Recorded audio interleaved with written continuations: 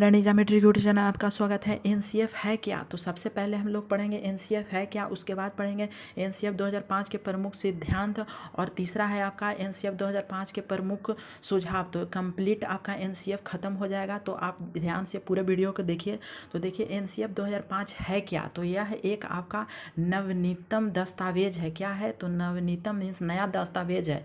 तो हम लोग डीपली देख लेते हैं। तो राष्ट्रीय पाठचर्या रूपरेखा 2005 शिक्षा व्यवस्था में सुधार करने के लिए, शिक्षा व्यवस्था को सुचारू रूप से जारी रखने के लिए आज तक का नवीनतम दस्तावेज है। सबसे पहले एनसीएफ 1975 में बना था, उसके बाद 1988 में बना, इसका संशोधन किया गया और 2000 में इसका संशोधन किया गया। 2005 का इसका चौथा और अंतिम संशोधन है, इसीलिए एनसीएफ 2005 का व्यवस्था का नवीनतम दस्तावेज कहा जाता है। तो एनसीएफ क्या है?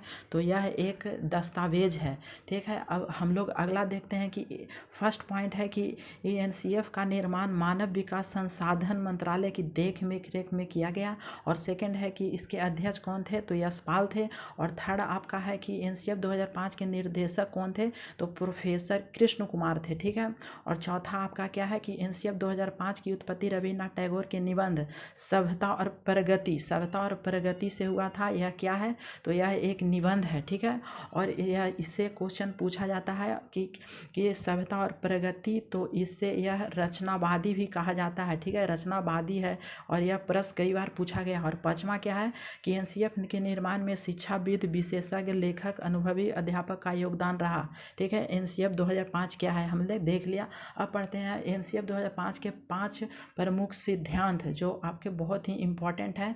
5 प्रमुख सिद्धांत। तो सबसे पहला है कि ज्ञान को स्कूल के बाहर जीवन से जोड़ना है। तो ज्ञान को बाहरी जीवन से जोड़ना है, तो इसका मतलब क्या हुआ कि बच्चे को अगर आप क सिखाते हैं तो उसके साथ एक चित्र भी, क से कबूतर का चित्र भी पारा हुआ रहता है। तो यही है कि आपको बाहरी ज्ञान से भी जोड़ता है कि मीन्स कबूतर आप बाहर देखे हैं बच्चों, तो इसीलिए यह कबूतर के साथ साथ क भी सीख जाता है। ठीक है, और सेकंड है कि पढ़ाई रटंत प्रणाली से मुक्त हो, यह सुनिश्चित करना चाहिए। पढ़ाई आपका रटंत नहीं होना चाहिए, वह मुक्त होना चाहिए, मीन्स समझाकर जीवन से उसके ये जोड़कर पढ़ाया जाना चाहिए। और थर्ड है क्या कि पाठचर्या का इस तरह से संवर्धन किया जाए कि बच्चों को चौमुखी विकास के अवसर मुहैया कराया जाए।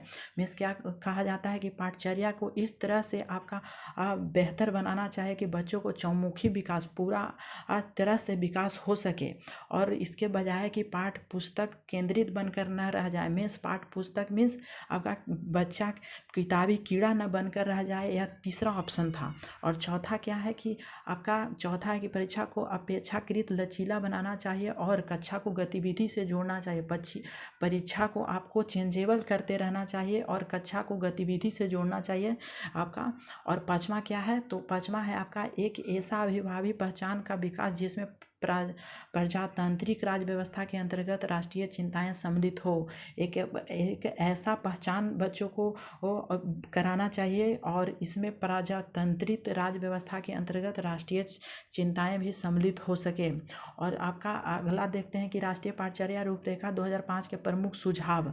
तो सुझाव क्या है? तो विशाल पाठ्यक्रम व मोटी पुस्तकें शिक्षा प्रणाली को असफलता का प्रतीक माना जाता है। मीन्स मोटी मोटी किताब और बहुत सारा पाठ्यक्रम, ठीक है, तो यह असफलता का प्रतीक माना जाएगा। और सेकंड है कि माता पिता को यह सख्त संदेश दिया जाता है कि बच्चों को छोटी उम्र में निपुण बनाने की आकांक्षा छोड़ दें। बच्चों को आप आईएएस और आईपीएस बनाने की उम्मीद को आपको आकांक्षा नहीं करनी चाहिए। ठीक है, कि मेरा बच्चा ये बन जाएगा, वो बन जाएगा। ठीक है, और आपका अगला पॉइंट है कि अच्छे विद्यार्थी की धारणा में आवश्यक है कि अर्थात अच्छा विद्यार्थी वह है जो तर्कपूर्ण बहस के द्वारा मौलिक विचारों को शिक्षक के सामने प्रस्तुत करना चाहिए। मीन्स अच्छा विद्यार्थी वह होता है जो वो अपने विचार को शिक्षक के सामने प्रकट करता है। और अगला हम लोग देखते हैं, तो यह हमारे शिक्षक भर्ती के लिए पैडागोजी लेक्चर क्लास आप देख सकते हैं, तो पूरा आपका दिया हुआ है, आप प्लेयर लिस्ट में भी देख सकते हैं।